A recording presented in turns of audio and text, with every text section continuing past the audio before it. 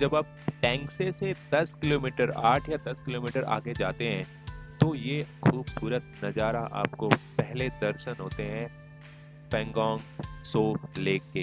तो जब आप टैंगसे से पहुंचते हैं और ये एरिया इस एरिया एक गांव या कस्बे का नाम आप कह सकते हैं वो है लुकुंग। हालांकि पॉपुलेशन बहुत ज़्यादा यहाँ पे नहीं है लेकिन इस एरिया को आप बोलते हैं लुकुंग और यहाँ से पहला व्यू आपको मिलता है। So this is a first view of Pangong lake, एक ऐसी लेक जिसकी लंबाई है 160 किलोमीटर। और पेंगोंग लेक हम और आप सभी जानते हैं पिछले कई दिनों से कई महीनों से ये एक अट्रैक्शन एक चर्चा का केंद्र बनी हुई है क्योंकि भारत और चाइना के बीच लेक को लेकर के काफ़ी सारी फ्लैग मीटिंग्स काफ़ी सारी झड़प ये सब होती रहती हैं। तो ये है पहला हिस्सा। मेरे लेफ्ट साइड में ये आर्मी का छोटा सा बेस आर्मी का सेटअप और उससे जब हम थोड़ा सा आगे जाते हैं लेक की तरफ और आगे जाते हैं तो हमें मिलेंगे कैंप्स जहाँ पे टूरिस्ट आते हैं और स्टे कर सकते हैं। ओवरनाइट स्टे के लिए यहाँ पे कैंप मिलते हैं। तो अभी लेफ्ट साइड में ये मेरा सारा आर्मी का छोटा सा सेटअप है। यहाँ से पेट्रोलिंग होती है। तो this is Pangong lake 160 kilometre जिसका 1/3 पार्ट इंडिया में है और बाकी का 2/3 पार्ट इज़ इन चाइना। तो चाइना के कंट्रोल में है। अगर इसके बारे में डिटेल से बातें करें तो देर आर 8 फिंगर्स। तो 8 फिंगर्स बोलते हैं उन्हें। वो ऐसे ऐसे लैंडमार्क हैं तो जिसमें से 4 फिंगर जो है वो इंडिया में है, बाकी के फिंगर्स वो चाइना में है।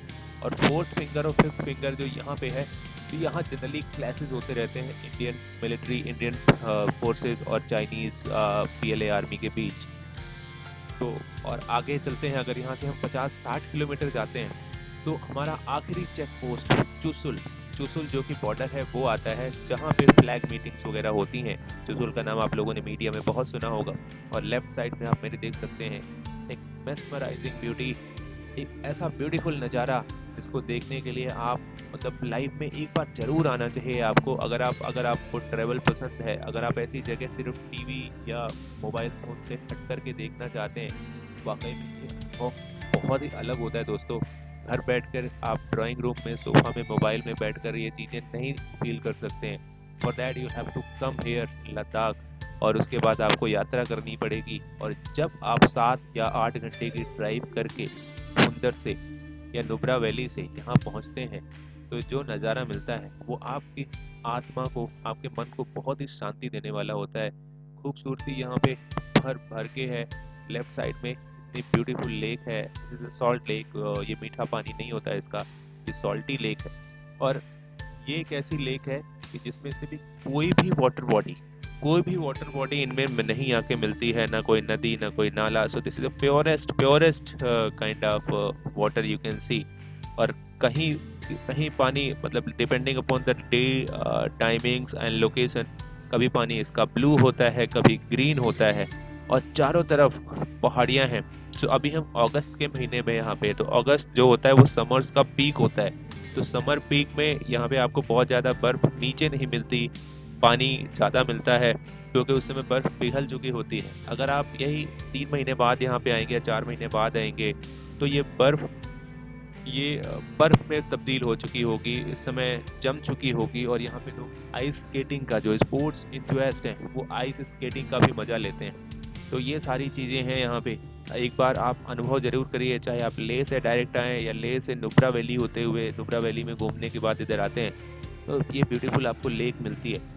तो हम यहीं रुकने वाले हैं आज रात में। अभी हम थोड़ा सा इधर घूमेंगे फिरेंगे, then will find out a tent और टेंट में जा कर के हम रुकेंगे और मज़े करेंगे यहाँ पे।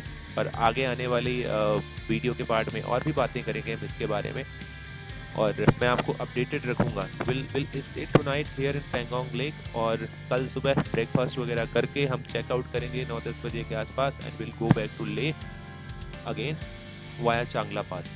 तो आज के लिए अभी आगे के वीडियो में थोड़ा सा आप इस नज़ारे का और मज़ा लीजिए और मिलते हैं हम वीडियो के अगले पार्ट में।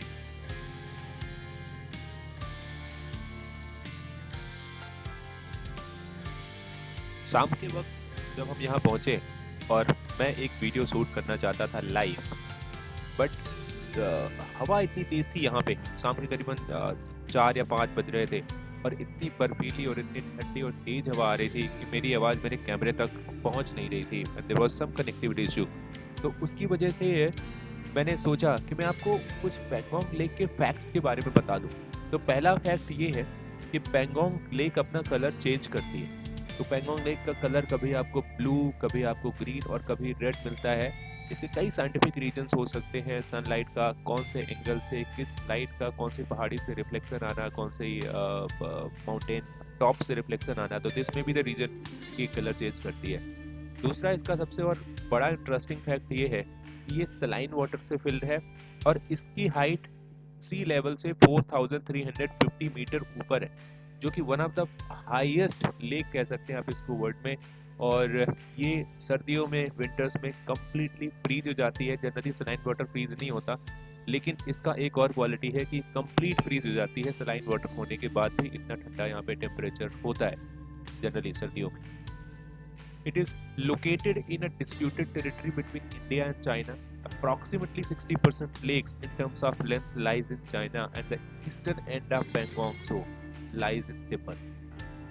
और कई कई जगह ये 5 किलोमीटर तक भी चौड़ी है, कई जगह आपको सिर्फ 2 या 3 किलोमीटर चौड़ी मिलेगी, लेकिन ज़्यादातर जगह 4 से 5 किलोमीटर आपको चौड़ी मिलेगी। इसकी एक खास बात यह है कि टूरिस्ट इसमें सिर्फ और सिर्फ स्पैंगमिक विलेज तक जा सकते हैं।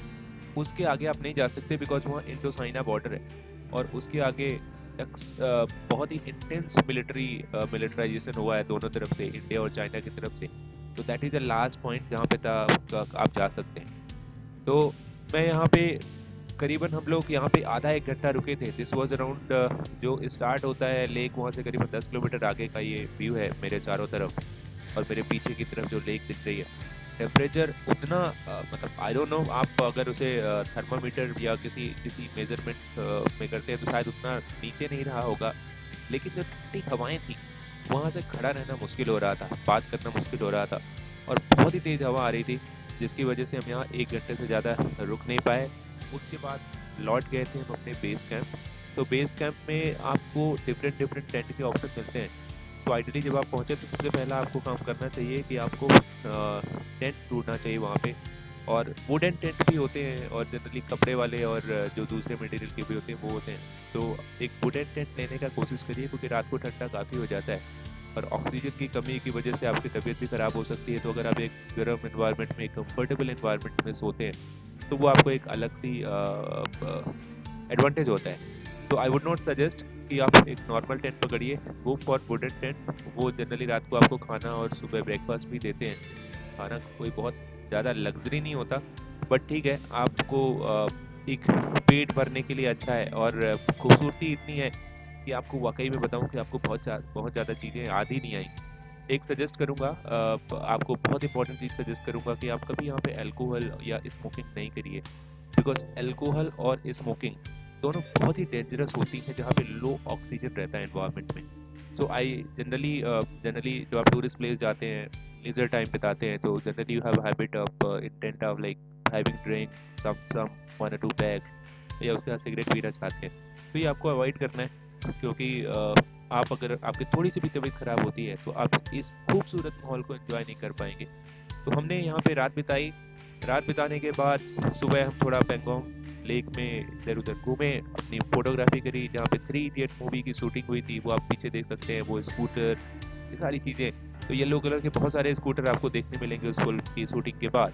तो आप यहाँ पे टाइम बिताइए, रात में सोइए। रात के वक्त यहाँ पे स्काई बहुत ही क्लियर होता है and you can see all the stars and moons all over like above your head, जो जनरली आपको किसी भी शहर में पोल्यूशन की वजह से दिखाई नहीं देते। सो एन्जॉय योर टाइम, एक बार आप जरूर आइए। This is one of the life time experience. हम पहली बार आए और हम यहाँ दोबारा ज़रूर आना चाहेंगे। तो चलते हैं अब अपने टेंट की तरफ और देखते हैं वहाँ पे क्या है हमारे लिए। और अगली सुबह जब हम उठेंगे तो आपको फिर से लेक के कुछ नज़ारे और दिखाने की कोशिश करेंगे and will go back to Leh via Changla pass. कल आपको रास्ता वो भी दिखाने की कोशिश करूँगा।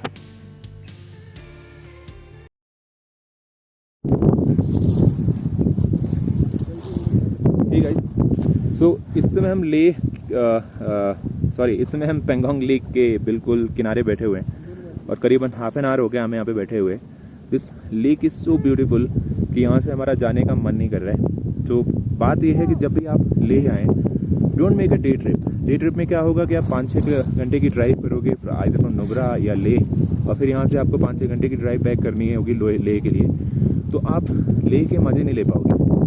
तो हमने नाइट स्टे किया था और अभी पिछले 1 घंटे से हम रिलैक्स होकर के यहाँ बैठे हुए हैं। We tried many photographs, many poses, बहुत लोगों से फ़ोटो क्लिक करवाई, बहुत लोगों की फ़ोटोज़ हमने खुद बनाई, वीडियोस बनाए, and this is wonderful experience. इससे बढ़िया एक्सपीरियंस हो नहीं सकता। So this was the best experience अगर मैं कहूँ कि लेह लद्दाख ट्रिप का हमारे अभी तक कर रहा। तो बहुत ही सूदिंग है। अभी दिन के करीबन 11 बजे हैं। Temperature is also good. आप बैठ सकते हैं आराम से, आपको बहुत ज़्यादा ठंड नहीं लग रही होगी। आपके पीछे एक जाइंट लेक, एक स्ट्रेटेजिक इम्पॉर्टेंट लेक इंडिया की, वो है। पीछे से हमने कुछ आर्मी के बोट्स भी देखी जो कि पेट्रोलिंग करती हैं टूवर्ड्स चाइना की तरफ। तो यहाँ से 40-45 किलोमीटर या 50 किलोमीटर तक वो बोट्स पेट्रोलिंग करती हैं अप टू फिंगर 4। तो वो भी हमने देखा, कई सारे लोग मिले, बहुत एंजॉय किया हमने। तो जब भी आप ले आए तो 1 नाइट स्टे का प्रोग्राम ज़रूर बनाएं, क्योंकि इवनिंग और मॉर्निंग बहुत अच्छी होती है यहाँ पे। बाकी तो उसी चीज़ें ऐसी हैं। सो नाइट स्टे आप टेंट में करिए, खाना भी अच्छा है, और उसके बाद 1-2 घंटा यहाँ पे ज़रूर दीजिए लेक के किनारे। Thank you.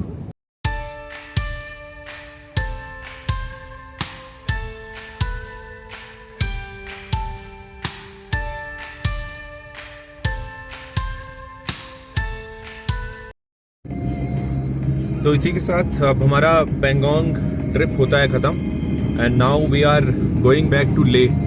सो ले जाने का रास्ता भी बहुत ब्यूटीफुल है, and we have to cross Changla pass.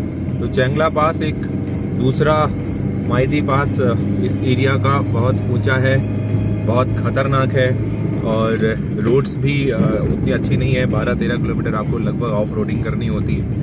तो 120-130 किलोमीटर का जर्नी कार में टेक्स अराउंड 5 to 6 आवर्स। अगर आप रुकते हुए जाएंगे, रास्ते का मज़ा लेते हुए जाएंगे, it may take 6.5 and 7 hours also.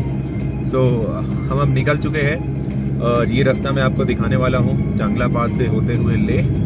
So keep tuned, और हम मिस नहीं करेंगे कोई भी अच्छी चीज़ जो दिखाने लायक होगी रास्ते में।